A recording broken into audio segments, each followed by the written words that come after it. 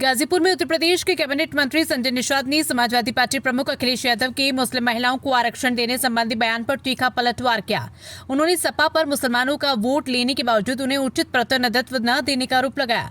मंत्री संजय निषाद ने कहा कि हिंदू हो या मुस्लिम, सपा उजड़े और पिछड़ा वर्गों की आवाज नहीं बन पा रही। उन्होंने सवाल उठाया कि सपा मुसलमानों का लगभग 19% वोट हासिल करती है, लेकिन सत्ता में आने के बाद उन्हें पर्याप्त प्रतिनिधित्व क्यों नहीं देती। उन्होंने सपा नेता आजम खान का जिक्र करते हुए कहा कि जब वे जेल गए तब पार्टी का कोई बड़ा नेता उनसे मिलने नहीं गया और न ही उनके समर्थक में कोई आंदोलन किया गया। इसमें सपा की मुस्लिम हितैषी छवि पर सवाल खड़े होते हैं। निषाद ने कहा कि उनकी इच्छा कि मुस्लिम समाज के बच्चे भी पढ़ लिखकर डॉक्टर और इंजीनियर बने। उन्होंने आरोप लगाया कि सपा नेतृत्व अपने बच्चों को आधुनिक और आर्थिक शिक्षा देता है, जबकि मुस्लिम बच्चों को केवल धार्मिक शिक्षा तक सीमित रखा जाता है। उन्होंने ये भी कहा है कि झोपड़ी में रहने वाली भूमिहीन महिला को भी सांसद बनने का अवसर मिलना चाहिए। उनके अनुसार समाज के निचले पायदान पर खड़े लोगों को आरक्षण और आगे बढ़ने के अवसर मिलना जरूरी है। जिनके पास कुछ नहीं उसे अवसर मिलना चाहिए। निचले तबके के लोगों को आरक्षण मिलना चाहिए। नोएडा में श्रमिकों से जुड़े मुद्दे पर मंत्री ने कहा कि भाजपा सरकार हमेशा मजदूरों के साथ खड़ी रही है। उन्होंने बताया कि मुख्यमंत्री योगी आदित्यनाथ ने मजदूरी बढ़ाने के लिए स्पष्ट निर्देश दिए हैं। कैबिनेट मंत्री संजय निषाद गाजीपुर में अपनी पार्टी के कार्यकर्ता सम्मेलन में शामिल होने पहुंचे थे, जहां उन्होंने ये बयान दिया। तो महिलाओं को आरक्षण मिल रहा है, उस आरक्षण में मुस्लिम महिलाओं को अलग से आरक्षण देना चाहिए।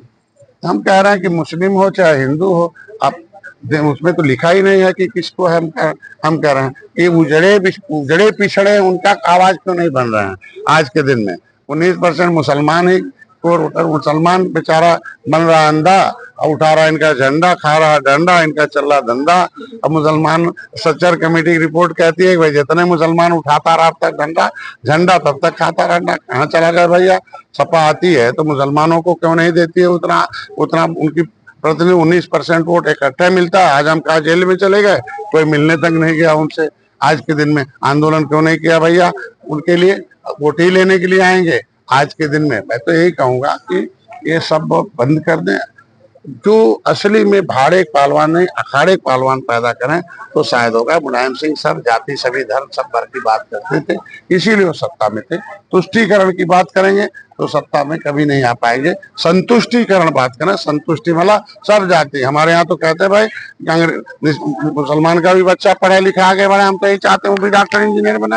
वो भी धर्म के साथ साथ एकेडमिक शिक्षा भी ले। खाली धर्म पर पढ़ेगा तो कैसे आगे बढ़े? डॉक्टर इंजीनियर तो नहीं बन पाएगा ना। खाली हम धार्मिक पैदा करते रहें तो आर्थिक स्थिति कैसे होगा? धार्मिक पढ़ाई अलग है, आर्थिक पढ़ाई अलग है।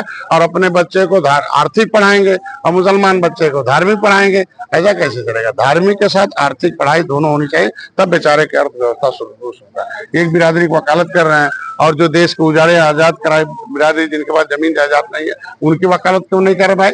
बोले ना सबने वोट दिया है ना, ऐसा तो नहीं वोट नहीं दिया है। तो जो अंग्रेजों के कानून से उजड़ा है उसके बाद पिछड़ा है, घूमने उसकी आवाज बने। जिसके बाद रहा भाई, जब सुप्रीम कोर्ट ने कह दिया कि पिछड़ों में और दलितों में जो SC ST OBC में कह दिया कि जिनको एक बार रिजर्वेशन मिल गया उसे रोक दिया जाए, जिसको कभी नहीं मिला झोपड़ी में उसको पहले दे दिया जाए। कहे ना कि झोपड़ी में रहने वाली महिला, भूमिहीन महिला को सांसद बनाया जाए ना, जो धनी वाले को रोक दिया जाए। बोले ना कह दे भाई पिछड़े के नाम पर नहीं, पिछड़े के नाम पर तो आप देखो ना कि अपनी संख्या से 100 गुना ज्यादा 27 में कब्जा कर लिया। अब कितना 5000 परिवार है। आज 23 में वो जो है लेदरमैन कब्जा, उसमें 5000 गांव का बेचारा लेदरमैन ऐसे है, गांव का मिल्क भी ऐसे है। तो 5000 परिवारों के लिए आरक्षण रहेगा। अन्य परिवारों के लिए निचले पावदान पे रहने वाले लोगों को आरक्षण की वकालत करें, और नहीं तो निचले पावदान वाले कभी भी बात नहीं होगा। जिसके पास कुछ नहीं उनको अवसर मिलना चाहिए। मोदी लाएंगे, आज नहीं कर लाएंगे। मंत्री जी, नोएडा में जो बवाल हुआ उसमें आतंकी कनेक्शन सामने आया और अभी सामने आया है जो व्हाट्सएप ग्रुप QR स्कैनर के माध्यम से व्हाट्सएप ग्रुप बनाए गए थे और लोगों को मैसेज भेजे गए थे। मोदी जी जब आए तो उनसे आप ही पत्रकार बंधुओं ने पूछा भ्रष्टाचार देश के अपराधी कैसे खत्म होगा, तो उन्होंने कहा टेक्नोलॉजी से पकड़े जा रहे हैं कि कौन कहाँ है। एक दिन हो सकता है ये छद्म युद्ध है इन लोगों से, ये विदेशी ताकतों से लोग प्रेरित हैं, ये लोग हमेशा से उसी से रहे हैं। ये देश में हमारी सरकार मजदूरों के साथ खड़ी है। पहले मुख्यमंत्री योगी जी हैं, जब सदन चल रहा था, बजट पास हुआ, उन्होंने कहा था मजदूरों की मजदूरी बढ़ाई जाएगी, उसके लिए पॉलिसी बनाई जाएगी, पॉलिसी बन रही थी। अब उसको बीच में लोगों ने उभार दिया, माननीय मुख्यमंत्री जी ने निर्देश जारी कर दिया। आज मजदूरों के साथ तब भी खड़ी है, आज भी खड़ी है, कल भी है। इन लोगों से पूछिए कि इन लोगों ने अपने समय में कौन सी पॉलिसी बनाई थी, एक भी पाए। आखिर प्राइवेटाइजेशन तो इन्होंने किया, ग्लोबलाइजेशन तो इन्होंने किया, लेबराइजेशन इन लोगों ने किया। किसने किया भाई? ये आउटसोर्सिंग किसने किया? इन्हीं लोगों ने किया ना। मजदूरों का हक किसने छीना बताइए? इन्हीं लोगों ने छीना ना। ट्रेड यूनियन किसने बंद किया? कांग्रेस ने बंद किया।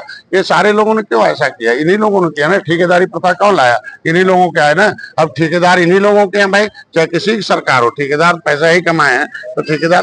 तो ये आज के दिन में यही है, इसमें तो दुरुस्त हो रहा। आज के दिन में माननीय मुख्यमंत्री ने की व्यवस्था हमारी सरकार ने किया, और आज नहीं कल मजदूरों का पूरा सम्मान हमारी सरकार ने किया। धन्यवाद। एक ले लो भैया।